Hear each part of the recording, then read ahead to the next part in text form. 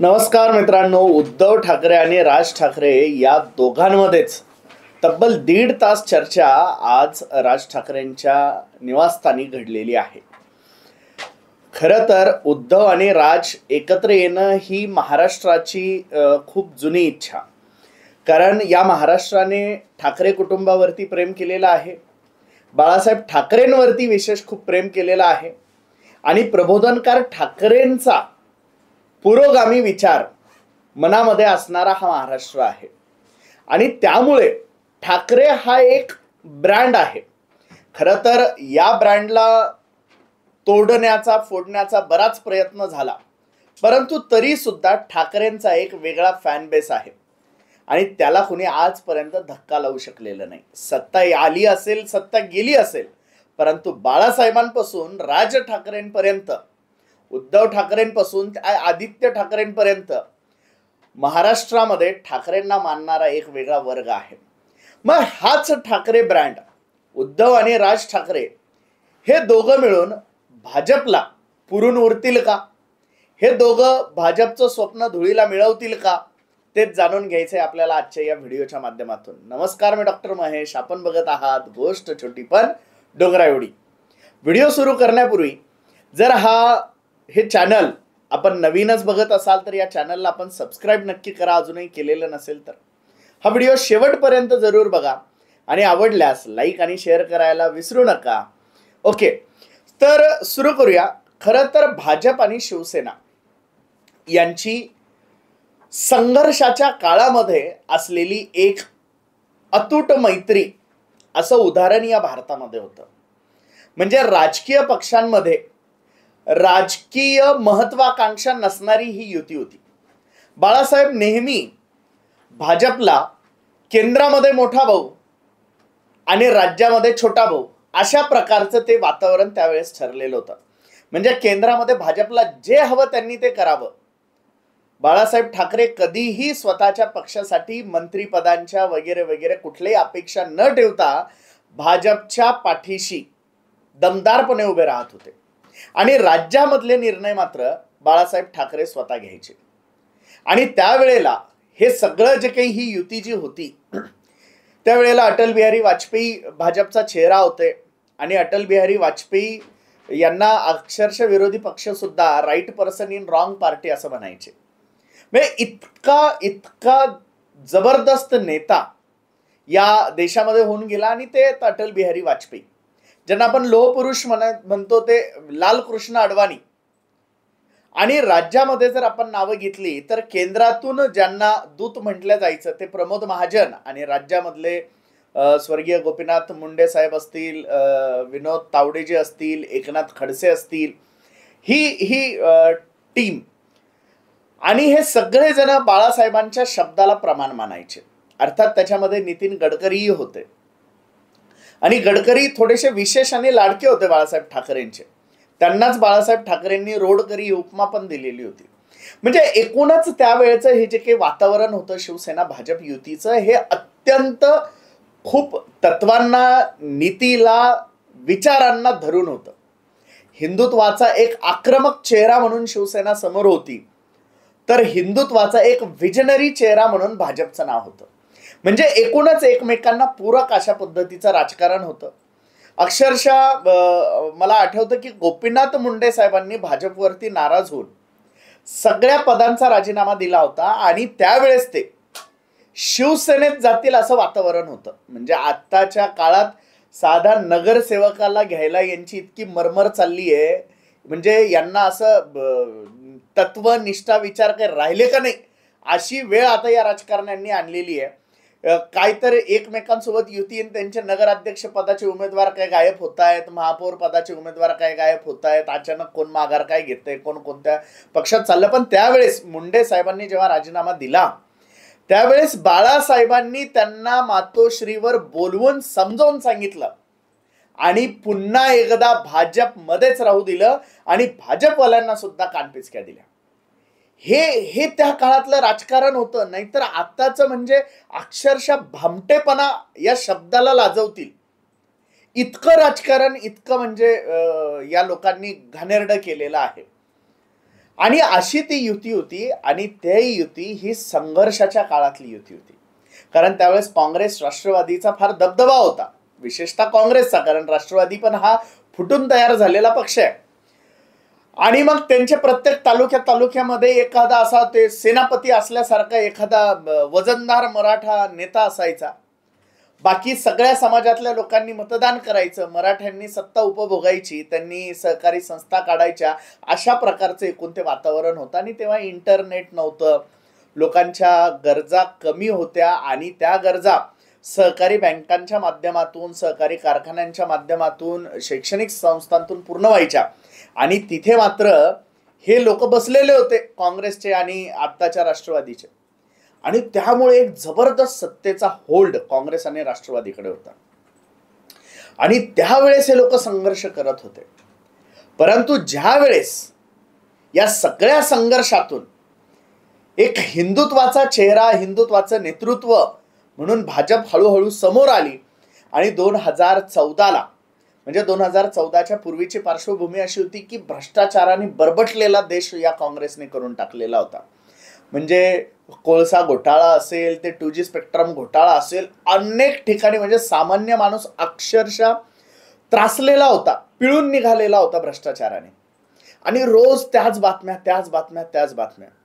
आणि त्यातून 2012ला अण्णा हजारेंचं आंदोलन झालं, बाळासाहेब ठाकरे गेले, पण नरेंद्र मोदींना पंतप्रधान पदाचं उमेदवार घोषित करण्यात आलं. खरं तर 2009ला लालकृष्ण अडवाणी त्या पदाचे उमेदवार, लोहपुरुष म्हणून प्रोजेक्ट करण्याचा प्रयत्न झाला होता. परंतु दुर्दैव की त्यावेळेस ती सत्ता आली नाही.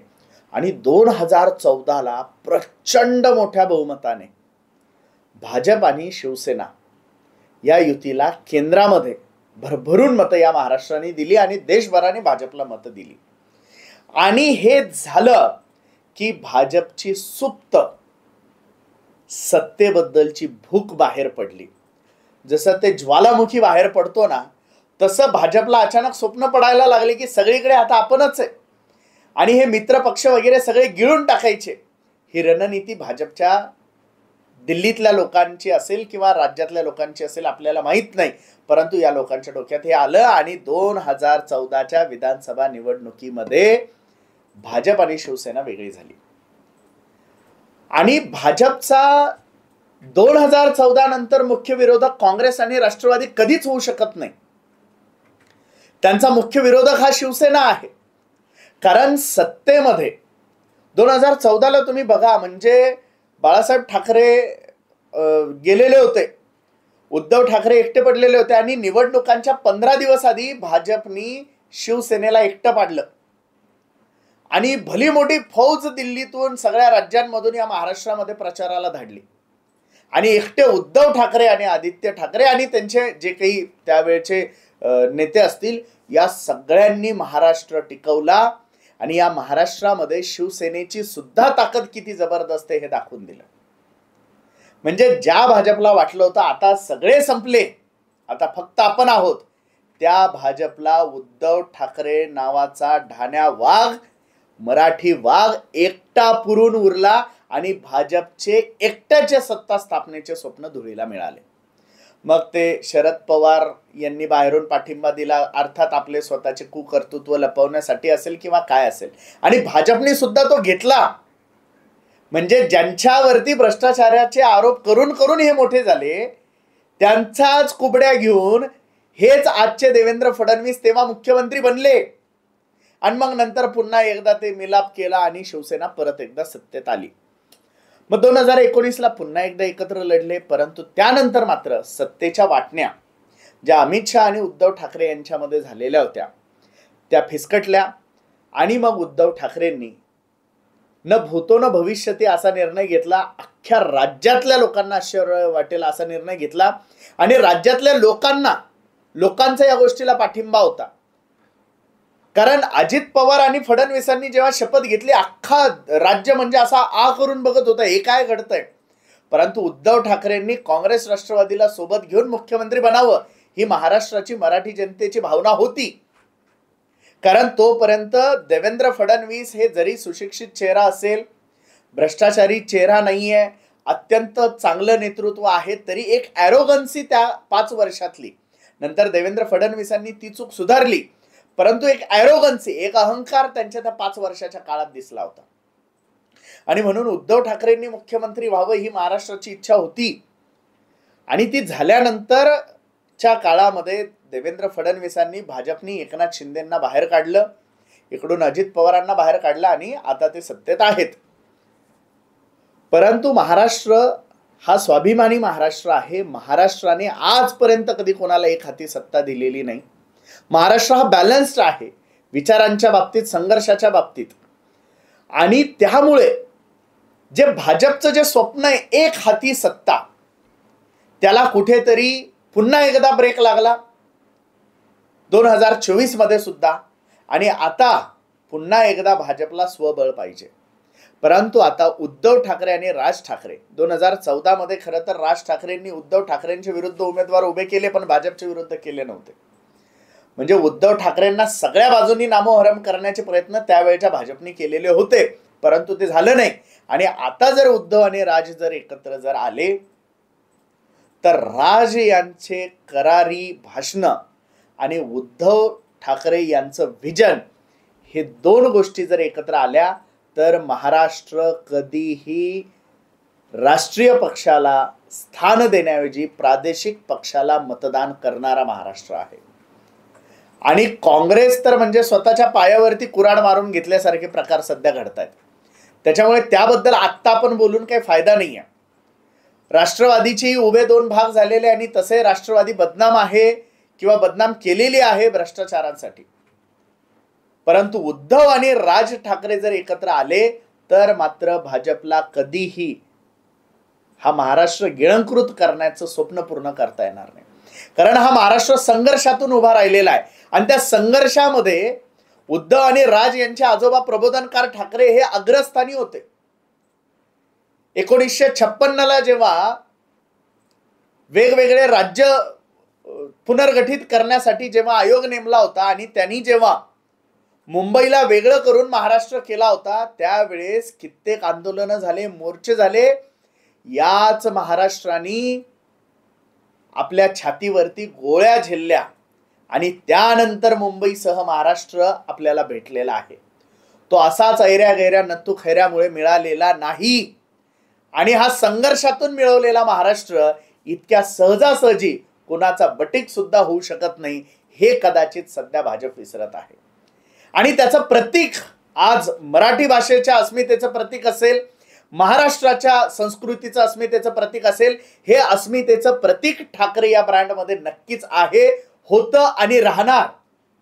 आणि त्यामुळे जर ते दोघे एकत्र आले तर मात्र भाजपला पूर्ण महाराष्ट्र 100% भाजप हे स्वप्न पूर्ण करता येणार नाही, हे नक्की. अर्थात येणाऱ्या काळामध्ये काय काय घडतंय त्याबद्दल आपण बघतच राहू. तत्पूर्वी हा व्हिडिओ जर तुम्हाला माहितीपूर्ण अभ्यासपूर्ण वाटला तर लाईक आणि शेअर करायला विसरू नका. अजूनही जर आपण आमचे चॅनल जर सबस्क्राईब केलं नसेल तर या चॅनलला नक्की सबस्क्राईब करा. धन्यवाद.